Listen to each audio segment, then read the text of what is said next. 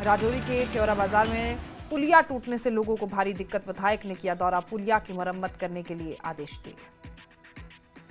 श्रीनगर में राष्ट्रीय school football tournament का समापन। टूर्नामेंट में 30 राज्यों और केंद्र शासित प्रदेशों की टीमों ने लिया भाग। भाजपा विधायक डॉक्टर नरेंद्र सिंह रैना ने जम्मू में केगिया गांव में सड़क पर तारकोल डालने का काम शुरू करवाया। स्थानीय पूर्व नेताओं और लोगों ने भाग लिया। आरएसपुरा के सरकारी डिग्री कॉलेज में राष्ट्रीय कार्यशाला उत्सव आर्टफुल बॉन्ड का आयोजन। डॉक्टर विधायक नरेंद्र सिंह रैना और मुख्य वक्ता पंडित संतोष संत मुख्य अतिथि के तौर पर मौजूद रहे। पुंछ में जिला सनातन धर्म सभा की ओर से गौ रक्षा दल का गठन। गीता भवन में कार्यक्रम हुआ। राजौरी में सेना और पुलिस ने मिलकर मनाया विश्व मानसिक स्वास्थ्य दिवस। छात्रों संग मानसिक स्वास्थ्य और कानून पर संवाद किया गया। आरएसपुरा में 12 अक्टूबर को मनाया जाएगा बाबा दीवान साहिब जी महाराज का निर्वाण दिवस। अन्य राज्यों से जुड़ेंगे श्रद्धालु। पुंछ में धूमधाम से मनाया गया करवा चौथ। सुहागिनियों ने पतियों की लंबी आयु के लिए निर्जल व्रत रख पूजन किया। राजौरी में भी धूमधाम से करवा चौथ मनाया गया। सुहागिनों ने पतियों की लंबी आयु के लिए निर्जल व्रत रख पूजन किया।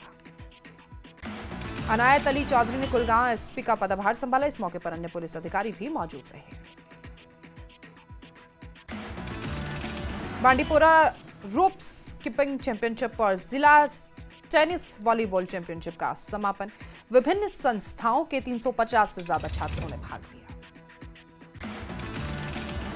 बांडीपोरा में कार्यक्रम में शुरू किया वोट चोरी के खिलाफ हस्ताक्षर अभियान। कांग्रेस के सचेतक और विधायक निजामुद्दीन भट्ट ने अभियान को शुरू किया। पटन में भव्य काव्य गोष्ठी का आयोजन किया गया। कार्यक्रम की अध्यक्षता प्रसिद्ध लेखिका शबनम वाजपेयी ने की। कवियों ने अपनी कविताओं के श्रोताओं को मंत्रमुग्ध। लेह में जिला मजिस्ट्रेट ने लाइसेंस धारकों को जारी किया नोटिस। 2 से अधिक हथियार को जमा करने के निर्देश। लेह में लंबे वक्त बाद इंटरनेट सेवा बहाल। 24 सितंबर को हिंसा के बाद से बंद कर दी गई थी इंटरनेट सेवा। करगिल के सांकू और ट्रेस्पोन में मनाया गया विश्व दृष्टि दिवस। नेत्र रोगों और अंधेपन के प्रति जागरूकता बढ़ाने पर जोर। डॉक्टर मुनव्वर हुसैन वाजिद ने दी नेत्र स्वास्थ्य की जानकारी। जोजिला सुरंग का निर्माण कार्य लगभग पूरा। मुख्य चुनाव आयुक्त डीसी कारगिल का दौरा किया। हिमाचल प्रदेश कांग्रेस प्रभारी रजनी पाटिल ने सीएम सुक्खू से मुलाकात की। प्रदेश अध्यक्ष प्रतिभा सिंह समेत कई मंत्री मौजूद रहे। भटिंडा कोर्ट में 27 अक्टूबर को कंगना रनौत का होना होगा पेश। दोपहर 2 बजे कंगना रनौत को कोर्ट में पेश होना होगा। मानहानि के केस में सुनवाई होनी है। किन्नौर में प्रदेश कैबिनेट मंत्री जगत नेगी ने बीजेपी पर हमला किया। कहा बीजेपी ने लोकतंत्र की हत्या की है।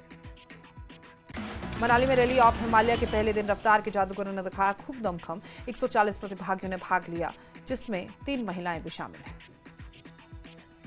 मनाली में रैली ऑफ हिमालय का आयोजन विधायक भुवनेश्वर गौड़ ने 15 मील की रैली का फ्लैग ऑफ किया। 3 दिवसीय रैली ऑफ हिमालय में देश भर के 140 प्रतिभागियों ने भाग लिया। पर्यटन, सड़क सुरक्षा, महिला सशक्तिकरण और मोटर स्पोर्ट्स को बढ़ावा देना उद्देश्य है। हमीरपुर में दिसंबर में प्रस्तावित पंचायत चुनाव टला। डीसी अमरजीत सिंह ने जारी किए निर्देश। कांगड़ा में बैडमिंटन प्रतियोगिता का आगाज। कंजर्वेटर एससीएफ फॉरेस्ट विभाग दौलत राम ने शुभारंभ किया। सोलन में बीजेपी प्रदेश अध्यक्ष राजीव बिंदल के बड़े भाई राम कुमार बिंदल गिरफ्तार। वैदिक इलाज के बहाने महिला से रेप की कोशिश के आरोप में गिरफ्तारी। शिमला के राज्य सचिवालय में व्यवस्था परिवर्तन। सचिवालय में अब सभी अधिकारियों की लगेगी हाजिरी। हिमालय में मुख्यमंत्री की घोषणाओं की समीक्षा के लिए नोडल अधिकारी नियुक्त होंगे।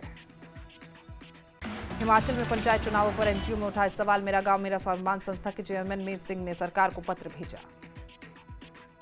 हिमाचल के पंचायतों में डिजिटल प्रणाली की वकालत। मीत सिंह बोले चुनावों से विकास नहीं, बढ़ रहे हैं विवाद।